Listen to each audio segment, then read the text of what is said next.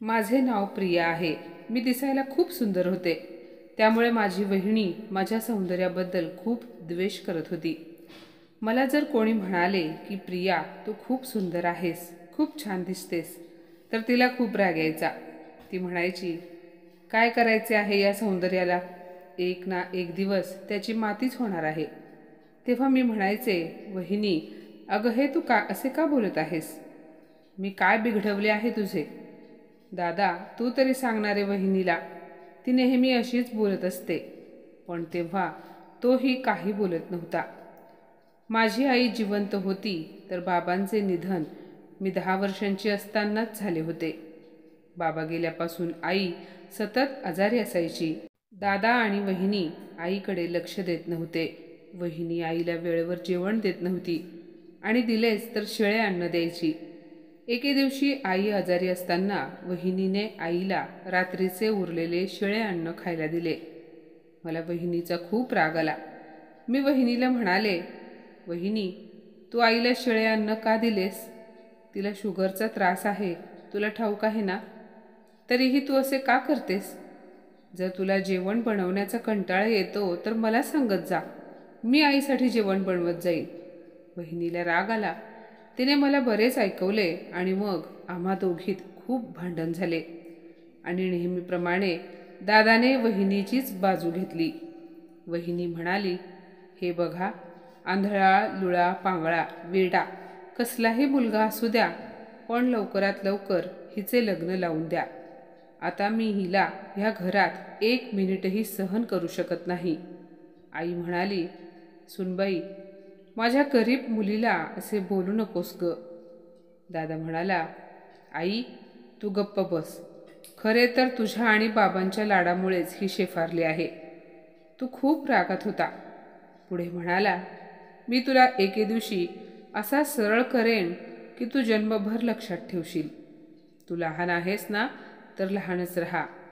ती तुझी मोठी वहिनी आहे आणि तिने आईला रात्रीचे जेवण दिले म्हणून काय झाले? मग आता उरलेले अन्न फेकून द्यायचे का? आणि यासाठी तू तिच्याशी भांडण करशील का? मीही म्हणाले, गोष्ट लहान मोठ्यांची नाही। वहिनी नेहमीच आईला शिळे अन्न खायला देते आणि वहिनी जर अशी वागत असेल तर मग मी तिथे नक्कीच बोलणार। वहिनी म्हणाली, पाहिले का बहीण कशी चुरूचुरू बोलते? तेव्हा दादा काहीही न बोलता तिथून रागाने निघून गेला। आमच्यातले वाद पाहून आई रडायला लागली। त्या दिवशी आईची तब्येत अचानक खराब झाली आणि तिला हॉस्पिटलमध्ये न्यावे लागले। 4 दिवस आजाराशी सामना केल्यानंतर आई हे जग सोडून निघून गेली आणि माझा एकमेव आधार होता तो गेला। मी खूप रडले। काही वेळाने आईवर अंत्यसंस्कार करण्यात आले। जमलेले शेजारी नातेवाईक आपापल्या घरी निघून गेले। आता घरामध्ये फक्त आम्ही तिघेच होतो। आईचा 13वा झाला आणि त्याच रात्री दादा माझ्या खोलीत आला आणि मला म्हणाला, प्रिया आता आई आणि बाबा दोघेही या जगात नाहीत। मला वाटले की दादा म्हणेल, तू काही काळजी करू नकोस, मी आहे, तुला काहीच कमी पडू देणार नाही।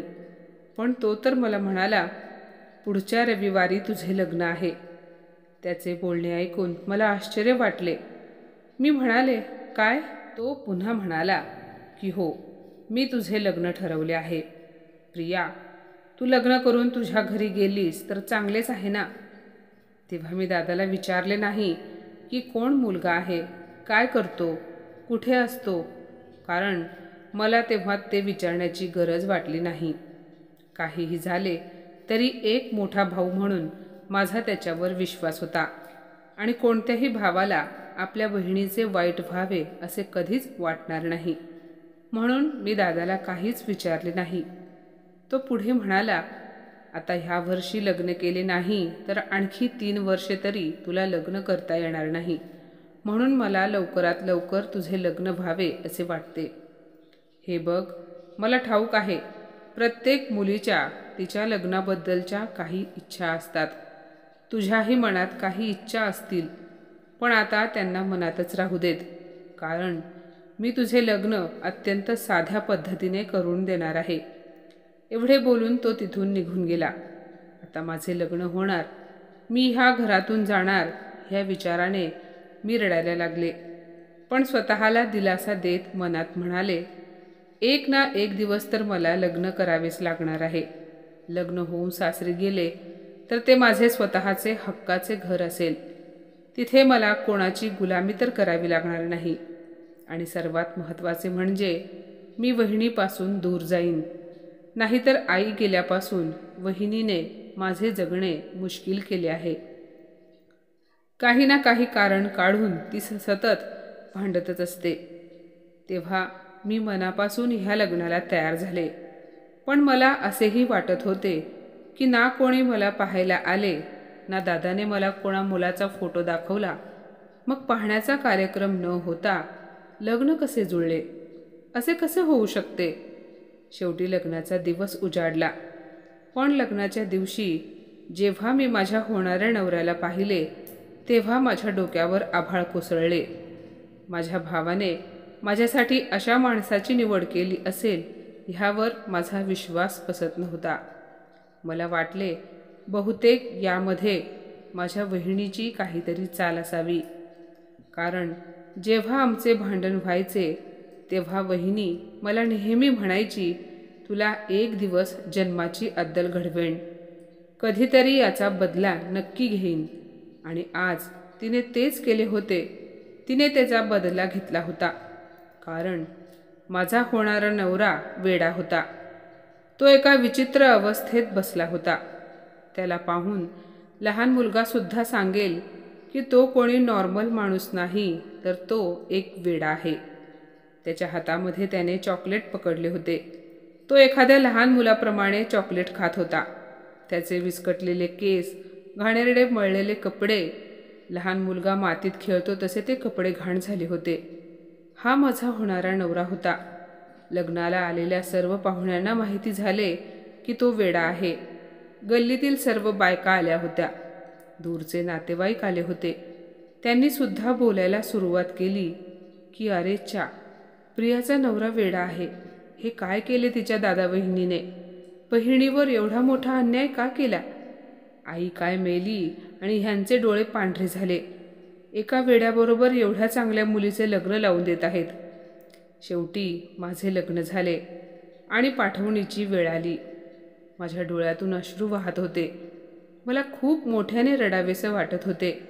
आणि मी रडले तरी कोणी माझे अश्रू पुसायला येणार नाही हे मला ठाऊक होते. तेव्हा मला माझ्या आईची खूप आठवण येत होती. आज जर माझी आई जिवंत असती तर माझ्यासोबत हे कधीच झाले नसते. मी दादाकडे पाहिले. माझ्या डोळ्यातील पाणी पाहून दादाने मान खाली घातली. मी मनात म्हणाले, दादा इतका कठोर कसा झाला? त्याला माझ्याबद्दल काहीच कसे वाटले नसेल म्हणून त्याने माझे लग्न एका वेड्या माणसाशी लावून दिले.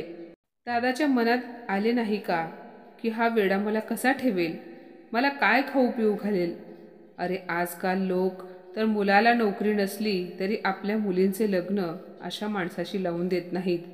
आणि ह्या माणसाकडे तर अक्कलसुद्धा नव्हती.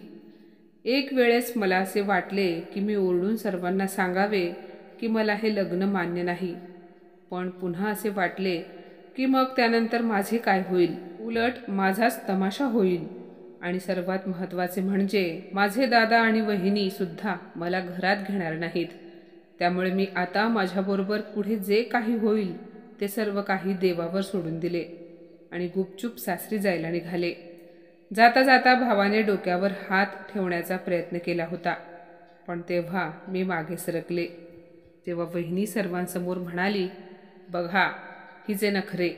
सुंभ जळला पण पीळ नाही सुटला. भावाने आशीर्वाद द्यायला डोक्यावर हात ठेवला तर बहीण बघा कशी नखरे करते. एकतर हिचे आईबाप गेले हिला आमच्या छाताडावर ठेवून, पण हिची गुरमी काही उतरत नाही. ती म्हणाली, चल निघ इथून आणि पुन्हा आमच्याकडे येऊ नकोस. उपस्थित असलेल्या सर्व लोकांनी तिथे पाहिले आणि ऐकले. ते सर्वजण कुजबूज करत होते. पण दादा माझ्यासोबत जे काही वागला ते न विसरण्यासारखे होते. कोणती वहिनी आपल्या नणंदेला असे म्हणते की पुन्हा माहेरी येऊ नकोस? अरे मनामध्ये कितीही द्वेष असला तरी कोणी अशा पद्धतीने कोणत्याच मुलीला बोलून पाठवणी करत नाही.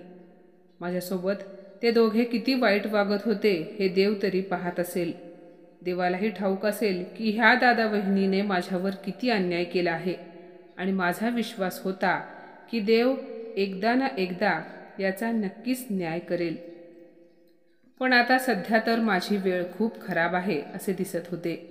मला काही समजत नव्हते. आमच्या लग्नाला फक्त माझ्या नवऱ्याचा एक मोठा भाऊ आला होता. मी सासरी गेले. माझा नवरा वेडा होता, पण त्याचे घर चांगले होते. घर 4 खोल्यांचे होते. मी घरात गेले तेव्हा घरात खूप शांतता होती.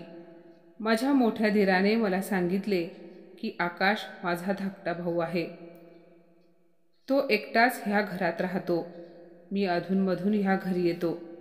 माझे स्वतःचे घर आहे. तिथे मी माझ्या बायको आणि मुलांसोबत राहतो. मग मी त्यांना विचारले, मग आमच्या लग्नाला तुम्ही एकटेच का आलात?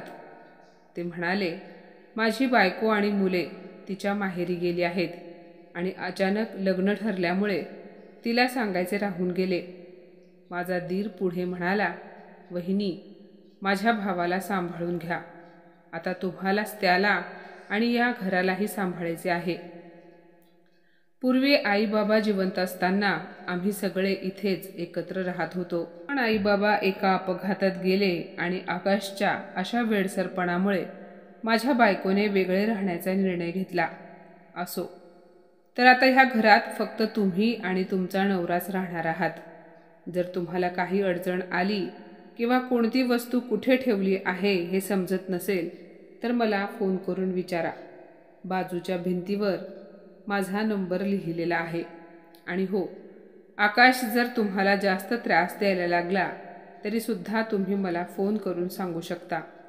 वहिनी, माझ्या बायकोला मी इथे आलेले आवडत नाही.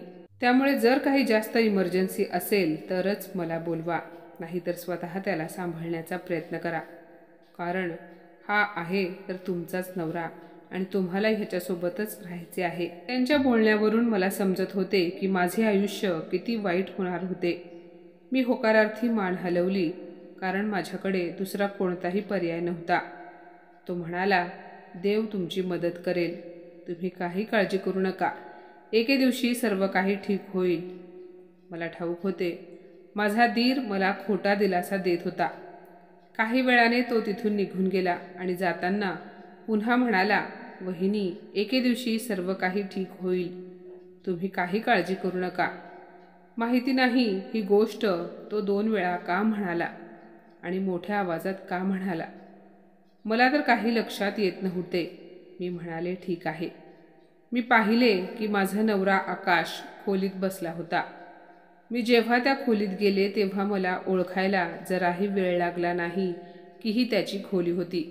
कारण तिथे बऱ्याच वस्तू तुटलेल्या फुटलेल्या होत्या. सर्व वस्तू अस्ताव्यस्त पडल्या होत्या. काही खेळणी पडलेल्या होत्या. त्याने अचानक तिरक्या नजरेने माझ्याकडे पाहिले तेव्हा मी घाबरले. मला वाटले की तो मला काहीतरी बोलेल किंवा काहीतरी काम सांगेल, पण त्याने असे काहीच केले नाही. मी घाबरले होते. त्यामुळे मी गुपचूप बाजूच्या खोलीत जाऊन झोपले. मला वाटले की दरवाजाला आतून कडी लावून घ्यावी, पण मी तसे केले नाही. घाबरत डोळे बंद केले. काही वेळाने मला शांत झोप लागली आणि अशी शांत झोप मला यापूर्वी कधीच आली नव्हती. सकाळी जेव्हा मी माझे डोळे उघडले तेव्हा मी घाबरले, कारण आकाश माझ्या समोरच बसला होता. तो माझ्याकडे पाहून हसला आणि मला म्हणाला, तू ब्रश करून घे, मी तुझ्यासाठी नाश्ता आणला आहे. त्यानंतर मी जेव्हा बाजूच्या टेबलकडे पाहिले तेव्हा मला आश्चर्य वाटले, कारण टेबलवर तर खरंच नाश्ता होता. हा नाश्ता तर त्याने बाहेरून मागवल्यासारखा वाटत होता. मी उठले आणि बाहेर येऊन पाहिले. मला वाटले की बहुतेक त्याचा भाऊ नाश्ता घेऊन आला आहे, पण घरामध्ये कोणीच नव्हते. आकाश पुन्हा एकदा म्हणाला की नाश्ता करून घे. मग मी ब्रश केला आणि मग तोही माझ्यासोबत नाश्ता करण्यासाठी बसला. मी मनात म्हणाले, म्हणजे याला एवढी तरी माहिती आहे की आमचे लग्न झाले आहे आणि हा न सांगता स्वतःहून नाश्ता घेऊन आला, तर मग हा वेडा कसा असू शकतो. पण तेव्हा त्याने एक विचित्र गाणे गायला सुरुवात केली. तो कोणत्या तरी कार्टूनचे गाणे गात होता. मला ते नॉर्मल वाटले. असो, आम्ही दोघांनी नाश्ता केला आणि त्यानंतर मी घर स्वच्छ करायला लागले. काल मी माझ्या दिराला हे घर कसे चालते हे विचारायला विसरले होते. पण घराची साफसफाई करताना मी किचनमध्ये पाहिले तर घरामध्ये सध्या तरी गरजेच्या सर्व वस्तू होत्या. मी त्याच्या भावाला फोन लावला, पण त्याचा फोन काही लागला नाही. त्यानंतर मी दुपारचे जेवण बनवले. आता हळूहळू मी हे घर सांभाळू लागले. नवरा वेडा होता, पण कधी कधी तो शहाण्यासारखे वागत होता. तेव्हा मला असे अजिबात वाटत नव्हते की हा वेडा आहे. एके दिवशी आकाश अचानक कुठेतरी निघून गेला. मी खूप घाबरले. मला वाटले हा घरातून पळून तर गेला नसेल ना. मी लगेच त्याच्या भावाला फोन लावला. तेव्हा तो म्हणाला, अहो वहिनी, असेल तिथेच कुठेतरी. कधी कधी तो घरातून असाच निघून जातो, पण पुन्हा परत येतो. तुम्ही घाबरू नका. जर तो रात्रीपर्यंत परत आला नाही तर मग तुम्ही मला फोन करून सांगा. मी ठीक आहे म्हणाले. रात्र झाली आणि तेव्हा आकाश घरी परत आला. त्याच्या हातात एक पिशवी होती. त्यात काहीतरी होते. ती पिशवी त्याने माझ्या हातात दिली. मी उघडून पाहिले तर त्यामध्ये फुले होती. मी म्हणाले, हे तुम्हाला कोणी दिले? यावर तो म्हणाला, हे मी तुझ्यासाठी घेऊन आलो आहे. मी चकित झाले. त्याने त्यातील एक फूल माझ्या केसात माळले. मी हे सर्व पाहून आश्चर्यचकित झाले होते. एक वेडा असा शहाण्या माणसासारखा कसा वागू शकतो? मी असा विचार करत होते की तितक्यात तो दुसऱ्या खोलीमध्ये निघून गेला. मी त्याच्या मागे धावत गेले, पण त्याने दरवाजा लावून घेतला. मी तिथेच उभी होते. दरवाजा ढकलून पाहिले तर ती खोली आतून लॉक होती. मी तिथून निघून गेले. पण मला एक प्रश्न पडला. आकाशला खोलीत जाऊन बराच वेळ झाला होता. हा एकटाच त्या बंद खोलीत काय करतोय? मला वाटले की तो झोपला असेल, त्यामुळे मी त्याला डिस्टर्ब केले नाही. आता माझे दिवस खूप चांगले सरत होते. मी जसा विचार केला होता तसे काहीच होत नव्हते. उलट सर्व काही चांगले होत होते. आता आकाश माझ्यासाठी रोज काही ना काही भेटवस्तू घेऊन यायचा. माहिती नाही त्याच्याजवळ पैसे कसे आणि कुठून यायचे. घरामध्ये प्रत्येक वस्तू होती. जेव्हा घरातील सामान संपायला यायचे त्याच्या 2 दिवस आधीच येऊन आकाशचा भाऊ येऊन पैसे द्यायचा. असाच एके दिवशी आकाशचा भाऊ आला आणि त्याने माझ्या हातात 25,000 रुपये दिले. तेव्हा मी म्हणाले, हे घरसुद्धा तुम्हीच चालवता का? तेव्हा तो म्हणाला, नाही, असे काही नाही. आमच्या बाबांनी आम्हा दोघा भावांच्या नावाने 2 दुकाने घेतली होती. त्याचेच प्रत्येकी 25,000 रुपये भाडे येते. तेव्हा मी ते भाडे देण्यासाठी आलो आहे. आज 1 तारीख आहे, तर मी तुम्हाला पैसे देण्यासाठी आलोय. मी म्हणाले, ठीक आहे. त्यानंतर मी त्या पैशातून घरात लागणाऱ्या गरजेच्या वस्तू विकत घेतल्या. घरामध्ये टीव्ही, AC, फ्रीज, कूलर अशा अनेक वस्तू होत्या. असेच एके दिवशी माझा भाऊ आणि वहिनी माझ्या घरी आले. त्यांना ठाऊक होते की त्यांनी माझे लग्न एका वेड्यासोबत लावून दिले आहे आणि मला चांगलेच माहिती होते की ते मुद्दाम माझी अवस्था कशी आहे हे पाहायला आले असतील. पण जेव्हा त्यांनी मला पाहिले तेव्हा ते आश्चर्यचकित झाले, कारण मी नवीन महागातली साडी नेसली होती. सोन्याचे गंठण, पाटल्या, बांगड्या घातल्या होत्या.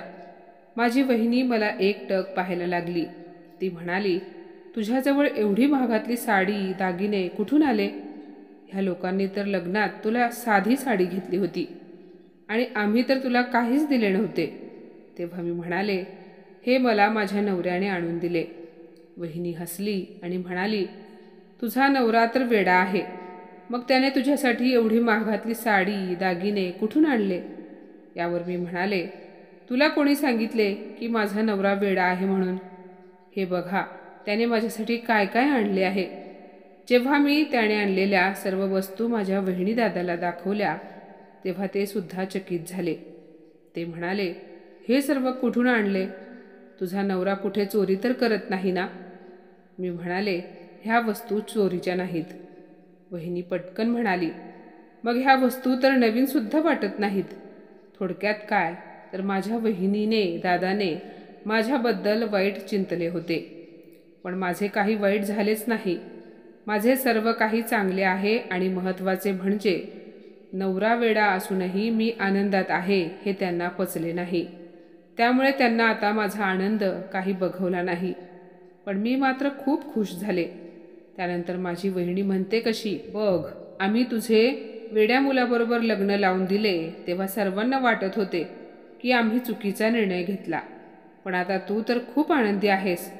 मग मी माझ्या भावाला म्हणाले, बरोबर आहे दादा, तुम्ही कोणताही चुकीचा निर्णय घेतला नाही. खरंच मी खूप खुश आहे. इथे मला काहीही अडचण नाही. मला ह्या घरात कोणत्याच वस्तूची काहीच कमी नाही. उलट आपणच ह्या लोकांसमोर गरीब आहोत.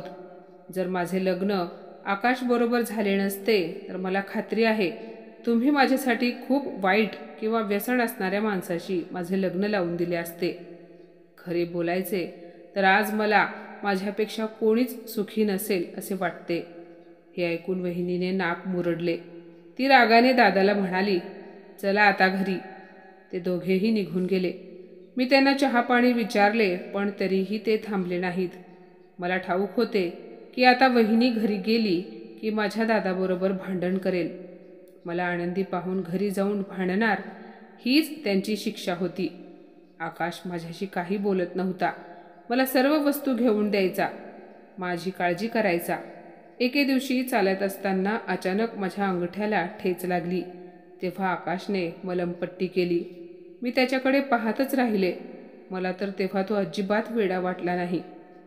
आकाशची एक गोष्ट मला सतत खटकत होती.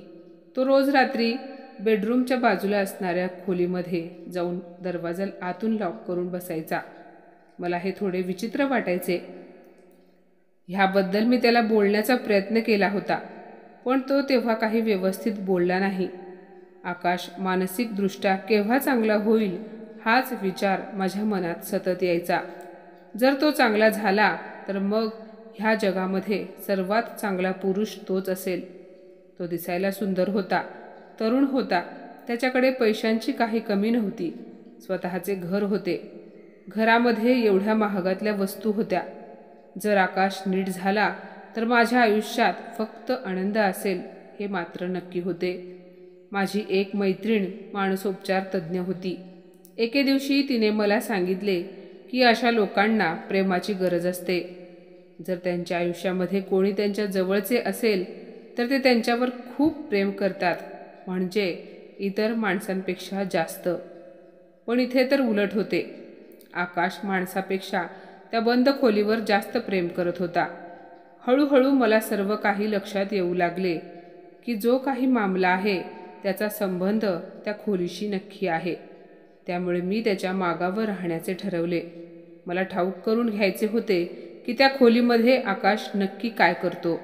आता आकाश अगदी शहाण्या माणसाप्रमाणे माझी काळजी घ्यायचा. रोज माझ्यासाठी काही ना काही वस्तू घेऊन यायचा. तो कुठे जायचा हे मला ठाऊक नव्हते. एकदा मी त्याचा पाठलाग केला, पण तो खूप पुढे गेल्यानंतर मला दिसेनासा झाला. त्यामुळे मला घरी यावे लागले. मला ही गोष्ट माहिती करून घ्यायची होती की तो त्या खोलीमध्ये का जातो. त्या बंद खोलीला बाहेरून कुलूप लावलेले असायचे. एके दिवशी तो गडबडीने कुलूप न लावता निघून गेला. तेव्हा मी एक प्लॅन बनवला की आकाश खोलीत जाण्याआधी मी त्या खोलीमध्ये जाऊन लपून बसावे. म्हणजे जेव्हा तो त्या खोलीमध्ये येईल तेव्हा मला समजेल की तो तिथे काय करतो. ठरल्याप्रमाणे मी त्या खोलीत लपून बसले. पण जेव्हा आकाश बाहेरून आला तो मला शोधायला लागला. तो माझ्याशी जास्त बोलत नव्हता, पण माझे नाव त्याच्या लक्षात होते. आज तो मला माझ्या नावाने हाक मारत होता. मी त्या बंद खोलीत लपून बसले होते. आज पहिल्यांदा त्याने मला नावाने हाक मारली, पण मी मात्र तिथे बसले होते. याचे मला खूप दुःख वाटले. आज मी माझ्या खोलीत नव्हते, त्यामुळे तो बहुतेक तिथेच बसला होता. तो आता येईल मग येईल हा विचार करून मी त्या बंद खोलीत बराच वेळ बसले. अचानक तिथे मला आकाशचे जुने फोटो दिसले. तो चेहऱ्यावरून खूप रागीट आणि हट्टी वाटत होता, पण दिसायला अगदी राजबिंडा होता. मनात विचार आला, मग त्याची ही अवस्था कशी झाली असेल. त्याच्या डोक्याला मार तर लागला नसेल ना. की त्याचे आईबाबा अपघातात गेले हा धक्का त्याला सहन झाला नाही. असे बरेच उलटसुलट विचार माझ्या मनात यायला लागले. अचानक मला आकाश खोलीत येत असल्याची चाहूल लागली. तो खोलीमध्ये आला. मला पिशवी ठेवण्याचा आवाज आला. मी खोलीच्या आतमध्येच लपले होते. त्याने दरवाजाला आतून लॉक केले आणि खुर्चीवर डोके धरून बसला. मी पडद्यापाठीमागून त्याच्याकडे पाहत होते. त्याला अंदाज सुद्धा नव्हता की मी खोलीमध्ये आहे. तो डोके धरून असा बसला होता की त्याला पाहून मला असे वाटत होते की जसे काही तो कोणता तरी मोठा माणूस विचार करतोय. त्याच्या चेहऱ्यावरून अचानक वेड्याचे भाव गायब झाले. मला तर यामध्ये काहीतरी गडबड वाटत होती. काहीतरी नक्की होते जे नॉर्मल नव्हते. काही वेळाने त्याने त्याच्या खिशातून एक मोबाईल फोन काढला. त्याने कोणाला तरी फोन लावला. जेव्हा त्याने बोलायला सुरुवात केली तेव्हा त्याचे बोलणे ऐकून मी चकित झाले. तो एका समजूतदार माणसाप्रमाणे बोलत होता. तो म्हणत होता की हे बघा, मी तुमच्याशी आधी डील केली होती. तुम्ही हे पैसे बिझनेसमध्ये लावा. जे माझ्या नशिबात असेल ते मला मिळेल. मी दंग झाले. मला विश्वास बसत नव्हता की तो माझा नवरा आहे, जो जगासमोर वेडा बनून फिरतो आणि इथे बसून बिझनेसचे डील करत होता. मला एक प्रश्न पडला की हा चांगला असताना वेडा होऊन का फिरत आहे? आपल्या बायकोला का खोटे बोलत आहे? तो बायकोला तरी सांगू शकत होता ना? मला असे वाटत होते की त्याच्यासमोर जाऊन त्याला विचारावे. पण मी परत विचार केला की हा पुढे काय करतोय ते पाहूयात. त्यानंतर काही वेळाने त्याने त्याच्या खिशातून खूप सारे पैसे काढले आणि त्यानंतर पैशांना एका बाजूच्या टेबलवर ठेवले आणि पुन्हा एकदा कोणाला तरी फोन लावला. यावेळेस मला समजले की त्याने त्याच्या भावाला फोन लावला आहे. तो म्हणाला, मला असे वाटत आहे की मी प्रियाला सर्व काही सांगून टाकावे. ती माझी बायको आहे. मला तिच्यासोबत राहायचे आहे. पलीकडून तो माणूस म्हणत होता की तू काही घाई करू नकोस. हा म्हणाला, घाई करू नकोस म्हणजे काय? आमच्या लग्नाला 4 महिने झाले आहेत. जेव्हा तो फोनवर माझ्याबद्दल बोलला तेव्हा मी त्याच्यासमोर गेले. मला पाहून तो अवाक राहिला आणि त्याने फोन बाजूला ठेवून दिला. मी म्हणाले, हे सर्व काय आहे? का तुम्ही जगासमोर वेडे बनून फिरता? मी सर्व काही ऐकले आहे. तो म्हणाला, मी आज नाही तर उद्या तुला ह्याबद्दल सांगणारच होतो. तेव्हा मी म्हणाले, मला सर्व काही आत्ताच्या आत्ता सांगा. तेव्हा त्यांनी मला असे सांगितले की मी दंगच राहिले. तो म्हणाला की आमच्या पूर्ण गल्लीमध्ये मी सर्वात हुशार आणि जास्त शिकलेला मुलगा होतो. मला खूप चांगली नोकरीसुद्धा होती आणि आतासुद्धा मी तीच नोकरी करतोय. म्हणूनच तर मी रात्रभर या खोलीत बसून ऑनलाईन काम करतो. मी म्हणाले, तुम्ही वेडे बनून का फिरता? तेव्हा तो म्हणाला, बिझनेसच्या डीलसाठी मी एके दिवशी बाहेर गावी गेलो होतो. तिथे काही लोक माझ्या ओळखीचे होते आणि काही बाहेरून आले होते. ते लोक माझ्यासाठी अनोळखी होते. त्या दिवशी डील करताना तिथे आमचे छोटेसे भांडण झाले आणि तेव्हा एका अनोळखी माणसाच्या हातून आमचा एक माणूस मारला गेला. तेव्हा सर्वांनी त्याचा आरोप माझ्यावर केला. जर मी वेडेपणाचे नाटक केले नसते तर मला सुद्धा शिक्षा मिळाली असती आणि माझे पूर्ण आयुष्य जेलमध्ये गेले असते. त्यांनी त्या माणसाला मारले. ते सर्व लोक पळून गेले. मी त्या बिचाऱ्याचा जीव वाचवण्याच्या नादात तिथेच राहिलो. पण काही वेळाने तो माणूससुद्धा हे जग सोडून निघून गेला आणि त्याचा आरोप माझ्यावर आला. मला पोलिसांनी अटक केली, पण नंतर त्यांना पुरावा सापडला नाही तेव्हा त्यांनी मला सोडून दिले. आता ते खऱ्या मारेकऱ्यांच्या शोधात आहेत. आता ते मारेकरीसुद्धा ह्याच गल्लीमध्ये राहतात असे कळाले आहे. मी पोलिसांची मदत करतोय, म्हणूनच मला वेड्याचे नाटक करावे लागत आहे. मी चांगला आहे हे जर त्यांना समजले तर ते मलाही मारून टाकतील. पोलीस त्यांना लवकरच अरेस्ट करणार आहेत, पण तोपर्यंत मला हे वेड्याचे नाटक असेच सुरू ठेवावे लागणार आहे.